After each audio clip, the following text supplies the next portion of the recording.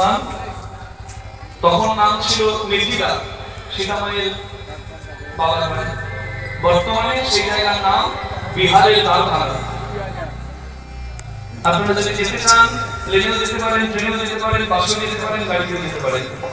বিমানবন্দরে আপনারা যাবেন, দ্বারভাঙা এয়ারপোর্টের টিকিট কাটবেন, সেখানে নামবেন, পাশেই বিসপি নামে একটি গ্রাম, সেখানে বিদ্যাপতির জন্মস্থান। যদি ট্রেনে যান, হাওড়া থেকে ট্রেন ছাড়ে, দ্বারভাঙা স্টেশনে দাঁড়ায়, সেই ট্রেনে চেপে পাশেই বিসপি গ্রাম। নিজের পার্সোনাল গাড়িতেও আপনারা যেতে পারেন।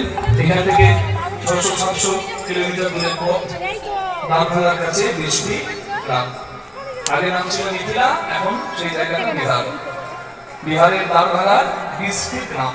মিথিলা রাজ্যেতে আছে বিসপি গ্রাম, মিথিলা রাজ্যেতে আছে বিসপি গ্রাম। প্রিয় পুরুষ শোভাতার অতি অনুপম, প্রিয় পরূপী শোভাতার অতি অনুপম, প্রিয় পরূপী শোভাতার অতি অনুপম। বিদ্যাপতি জন্ম নিল গণপতির ঘরে, বিদ্যাপতি জন্ম নিল গণপতির ঘরে। পাড়া প্রতিবেশীর মনে আনন্দ না ধরে, পাড়া প্রতিবেশীর মনে আনন্দ না ধরে, পাড়া প্রতিবেশীর মনে আনন্দ না ধরে। উলুধ্বনি শঙ্খধ্বনি করে নারীগণ, উলুধ্বনি শঙ্খধ্বনি করে নারীগণ, উলুধ্বনি শঙ্খধ্বনি করে নারীগণ, উলুধ্বনি শঙ্খধ্বনি করে নারীগণ। বাহু তুলে জয়ধ্বনি করে ভক্তগণ, বাহু তুলে জয়ধ্বনি করে ভক্তগণ। তাদের আনন্দ ধরে, আনন্দ ধরে না, আনন্দ ধরে না। আনন্দ ধরে না। বিদ্যাপতি জন্ম হেরে আনন্দ ধরে, বিদ্যাপতি জন্ম হেরে আনন্দ ধরে না, বিদ্যাপতি জন্ম হেরে আনন্দ ধরে না। বিদ্যাপতি জন্ম হেরে ওই গণপতি ঠাকুরে, বিদ্যাপতি জন্ম হেরে বিদ্যাপতি জন্ম হেরে বিদ্যাপতি জন্ম হেরে বিদ্যাপতি জন্ম হেরে ধরে আনন্দ ধরে না। পাড়া প্রতিবেশী মনে আনন্দিত মন। শিবের পূজারী শিব ভক্ত গণপতি ঠাকুরের সন্তান হলো। যে দেখতে আসে ছেলেটিকে দেখে তার প্রাণ জুড়িয়ে যায়। এই যেন আকাশে চাঁদ নেমেছে ধরায়, এই যেন সাধারণ শিশু নয়, এই যেন কোনো দেব শিশু। মানুষের মাঝে দিয়ে যায় যারা দেবতার পরিচয়, মানুষ তারা তো নয়। বসুন, আমি এদিকে আছি। কোন মানুষকে দেখে রাস্তায় ব্যাগটা আমরা কোথায় বলি, গেল? বাবা ওনার নামে কোনো নিন্দা করো না, ব্যাগটা কোথায় রে? উনি মানুষ নন, উনি দেবতা। কারোর নামে হাত জোর করি, আবার কারোর নামে আমরা থুতু ফেলি, ওনার নাম করো না। সে মানুষ নয়, শয়তান। তবে দেখতে তো হাত পা নাক চোখ মুখ সব মানুষের মতো, কিন্তু তবু একজন দেবতার স্থান পায়, একজন পশুর স্থান পায়। কেন? আচরণে। কাল আছো? ছেলেটার ভালো নাম রাখতে হবে। এখনকার দিনে যে যা বলে নাম রাখে, নাট বল্টু পাপাই পাপান ঝাপান, কিন্তু নাম এমন রাখতে হবে, হয় তিথি নক্ষত্র রাশিফল দেখে নাম রাখো, না হলে দেব দেবীদের নামে নাম রাখো, যেন নাম রাখাটা সার্থক হয়। আর তা না হলে কিছু জিনিস রেখে দেবেন, নাম রাখো, নয়তো পট করে বসে যেন নাম রাখাটা যুক্তিযুক্ত হয়। হ্যাঁ, নাট বল্টু রাখলে হবে, ওগুলো টাইট দেওয়ার কাছে ভালো। সন্তানের নাম রাখবে। পণ্ডিত মহল এসেছে বাড়িতে, ছেলে হামাগুড়ি দিয়ে উঠানে বেড়াচ্ছে। নামকরণের উৎসবে একটা পাত্রে রাখা আছে ধান, রাখা আছে কড়ি, একটা পাত্রে রাখা আছে সোনা, একটা পাত্রে রাখা আছে শাস্ত্র গ্রন্থ। ছেলে হামাগুড়ি দিয়ে গিয়ে গেল, ধান ধরলো না, সোনা ধরলো না, কড়ি ধরলো না, ওই শাস্ত্র গ্রন্থটিকে বুকে জড়িয়ে ধরলো। পণ্ডিত মহল বুঝতে পারলো এই সাধারণ শিশু হবে না, এ পণ্ডিত হবে। তাই পণ্ডিতগণ নাম রাখলেন, শোনো গণপতি, তোমার শিশু বিদ্যার অধিপতি হবে, তাই আমরা এর নাম রাখলাম বিদ্যাপতি। হ্যাঁ, আজি হইতে তব না হলো বিদ্যাপতি, আজি হইতে তব নাম হলো বিদ্যাপতি, আজি হইতে তব নাম হলো বিদ্যাপতি। তব নাম লইলে কলির চির পাবে মহামতি। তব নাম লয়ে কলির হবে মহাগতি, নাম লয়ে কলির হবে মহামুক্তি। আজি হইতে তব নাম হলো বিদ্যাপতি, আজি হইতে তব নাম হলো বিদ্যাপতি। লালয়েত পঞ্চবর্ষানি দশবর্ষানি চ তারয়েত প্রাপ্তিতু ষোড়শ বর্ষে পুত্র মিত্রবোধ আচরয়েত। মা বাবার আচরণ যেমন হয় শিশু তেমন শেখে, তাই মা বাবার আচরণটাকে ভালো করতে হয়।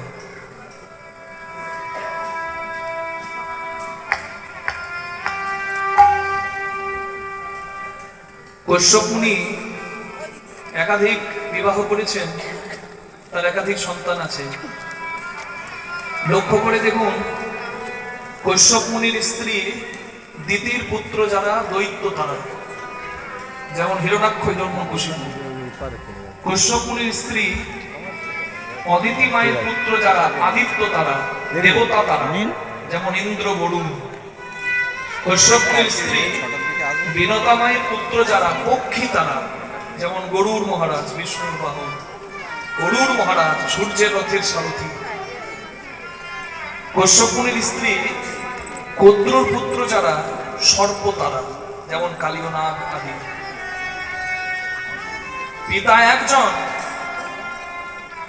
কিন্তু সন্তান আলাদা, কেউ দেবতা কেউ দৈত্য।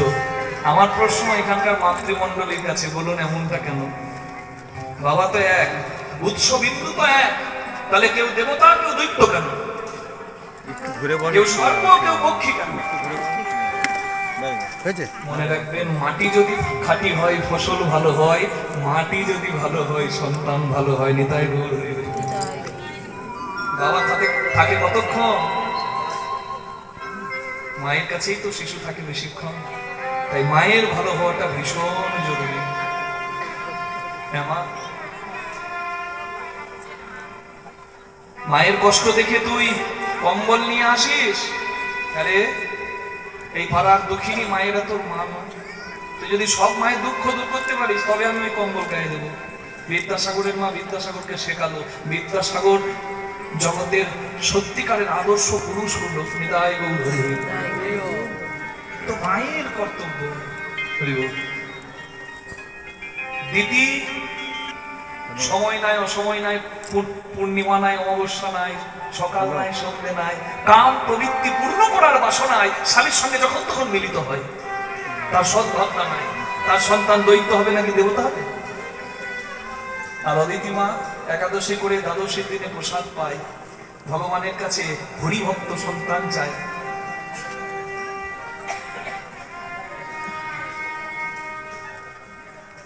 জগতে সংসার করলে ফুল ফল প্রয়োজন ভগবত সেবায় দেওয়ার জন্য। ফুল হলো কন্যা, ফল হলো পুত্র।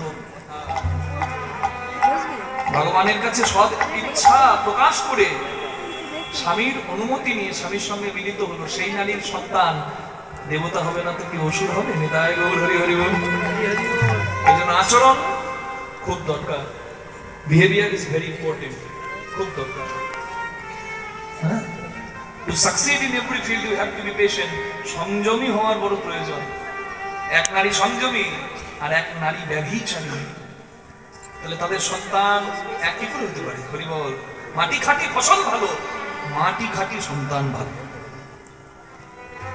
লালয়েত পঞ্চবর্ষানি 5 বছর পর্যন্ত শিশুর গর্ভে থাকাকালীন মায়ের আচরণ ভালো হয়েছিল বলে জগতে মাতৃগর্ভে ছিলেন যিনি, মাতৃগর্ভে থেকেই পিতার দোষ ধরলেন তিনি।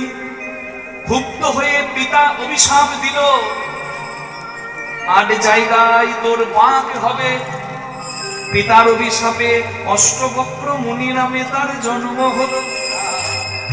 পিতার স্বর্গবাসের আশায় পুত্র কৃপা করে পিতার জন্য যখন পিণ্ড প্রদান করে, পিতৃ উদ্দেশ্যে পুত্রের পিণ্ড দানে পিতা স্বর্গ পায়। নিতাই গৌর। তবে গর্ভ থাকাকালীন মা যদি আচরণ খারাপ করে, অখাদ্য কুখাদ্য গ্রহণ করে, হ্যাঁ, চিন্তাধারা খারাপ করে, তাহলে সন্তানের উপরও সেটা বর্তায়। ভালো আচরণ করতে হবে, শাস্ত্র অধ্যয়ন করতে হবে, প্রসাদ ভোজি হতে হবে, তবে সন্তান হরিভক্ত হবে। আর অন্নপ্রাশনের দিনে ওই বড় বড় মুরগির ঠ্যাং আর মাছের মাথা মুখটাতে ভরে না দিয়ে হরি প্রসাদ দিতে হবে, যদি হরিভক্ত সন্তানের আশা থাকে। 5 বছর পর্যন্ত শিশুকে দিতে হবে স্নেহ প্রেম, কিন্তু মায়েরা ভুল করে, গায়ে হাত তোলে অধৈর্য হয়ে গিয়ে, বলে না সারাদিন আমার জীবনটা চলে গেল, তোর মতো ছেলেকে পেয়েছি, আমার মরণ কেন হয় নয়।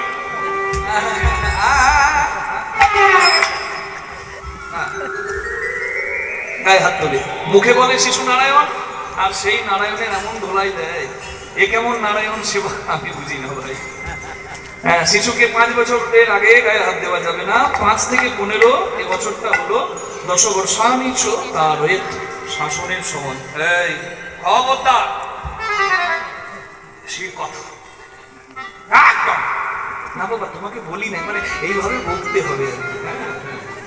আর প্রাপ্তিত ষোড়শ বর্ষে যখন 16 বছর বয়স হবে, পুত্র মিত্রবৎ আচরণের সন্তানের সঙ্গে বন্ধুত্ব করতে হবে। বন্ধুত্ব করা মানে এই নয় বাবা বিড়ি ঠোকে, ছেলে 16 বছর হলে ছেলেকে নিয়ে বিড়ি ঠুকবে না, অপরাধ মার্জনা করবেন, ওই বন্ধুত্ব নয়। মা বাবাই সন্তানের প্রকৃত বন্ধু হয়। কেন বলা হয়? কলির প্রভাব দিনের দিন বাড়ছে, কি জানি কি অঘটন কখন কি হয়ে যায়, তাই মা বাবা তুলো বন্ধু আর কেউ নাই। সন্তানের সঙ্গে এমন সম্পর্কে ট্রান্সপারেন্সি থাকবে, এমন সম্পর্কটা থাকবে যেন সন্তানের কোনো বিপদে সন্তান নির্দ্বিধায় এসে মা বাবাকে বিপদের কথাটা বলতে পারে, তবে কল্যাণ হবে। এগুলো 1000 বছর আগের লেখা, এখনো সত্য। আর যতদিন চন্দ্র সূর্য গ্রহ তারা থাকবে ততদিন সত্যই হবে, এ কথা মানতে হবে। মহাজনগত পন্থা এগুলো মানি না বলেই আমরা বিপদে পড়ি। সন্তান পিতৃ স্নেহ ছায়ায় বড় হচ্ছে, বাবাকে প্রতিদিন লক্ষ্য করে, বাবা মন্দিরে যায়, পূজা করে, ছেলেরও বাসনা জাগে, আমিও যদি পুজো করি, আমিও যদি মন্দিরে যাই, কত আনন্দ পাবো। বাবাকে বলে, ও বাবা তুমি আমাকে রেখে দিয়ে মন্দিরে যাও, আমাকে নিয়ে যেতে পারো তো। 5 বছরের ছেলে বলে, তুই মন্দিরে কি করবি? কেন, তুমি যা করো। ও মা, তুই পারবি পুজো করতে? পারি না, তুমি শিখিয়ে দিও। আচ্ছা বেশ, চল।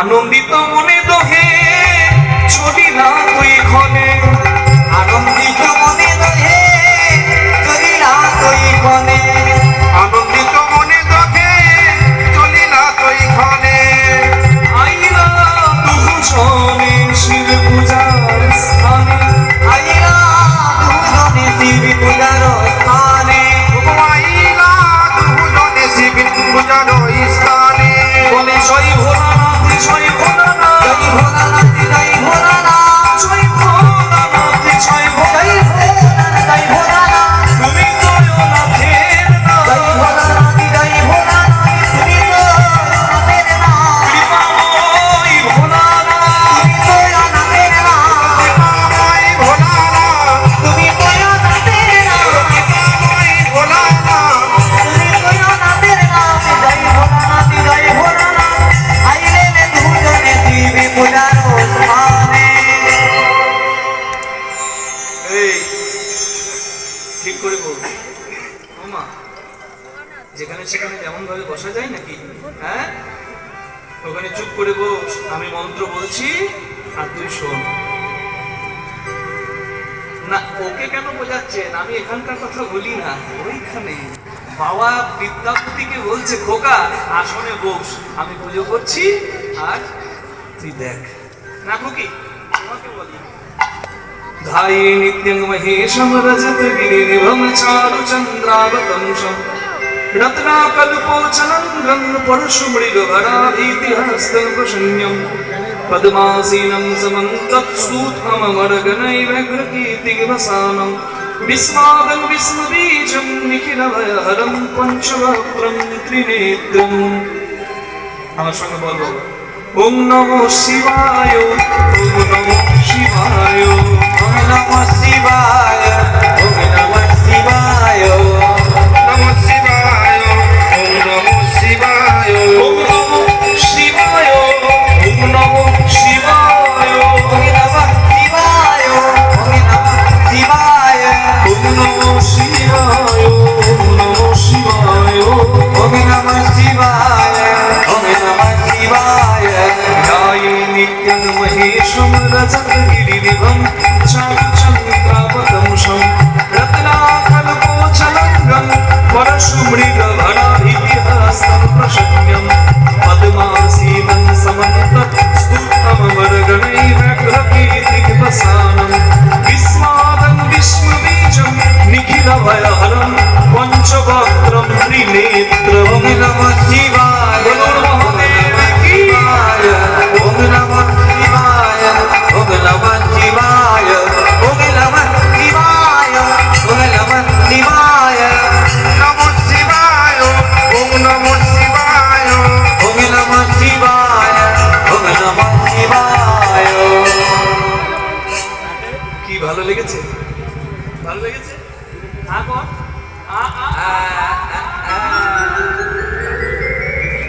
প্রসাদ পেতে কান্না ভালো লাগে বলুন। বাবা পুজো করেছে, ছেলের মুখে প্রসাদ দিয়েছে। আমার কথা বলি, আমি ছোটবেলায় 1 ঘন্টা বসে পূজা দেখতাম, ভীষণ ভালো লাগতো। কেন? পুজোর শেষে প্রসাদটা যেন প্রথমেই পাই।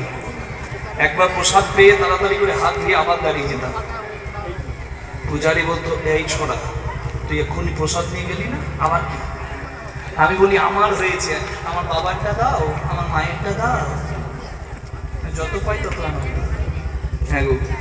আর বর্তমান দিনে ডেকে প্রসাদ দেওয়া হয়, তাতেও অনেকের অনাগ্রহ। শুনুন, প্রসাদের কোনো বাজ বিচার হয় না, প্রসাদের সমালোচনা হয় না। প্রসাদ পেলে নিজেকে ভাগ্যবান ভাবতে হয়। যদি বিয়ে বাড়িতে উচ্ছিষ্ট একটু দেখেন, শাড়িটা সরিয়ে নেন। এই মোছ মরণ, আমার বাবা দিয়েছে পুজোতে 10,000 টাকা বেনারসি, ময়লা টাকা মোছ মুজবে তবে বসবে। আর যদি হরিবাসরে একটু প্রসাদ পাওয়ার সময় এই জায়গাতে, এই মাটিতে যদি উচ্ছিষ্ট লেগে যায়, উচ্ছিষ্টটা তুলে কেউ কেউ প্রসাদ রূপে নিয়ে নেয়। এগুলো প্রসাদের মহত্ব। কখনো বিচার করবেন না, বিচারে অপরাধী হতে হবে। নাম অপরাধ, বৈষ্ণব অপরাধ, সেবা অপরাধের কোনো ক্ষমা নাই। নিতাই গৌর প্রেমানন্দে হরি বল। কিছু বুঝ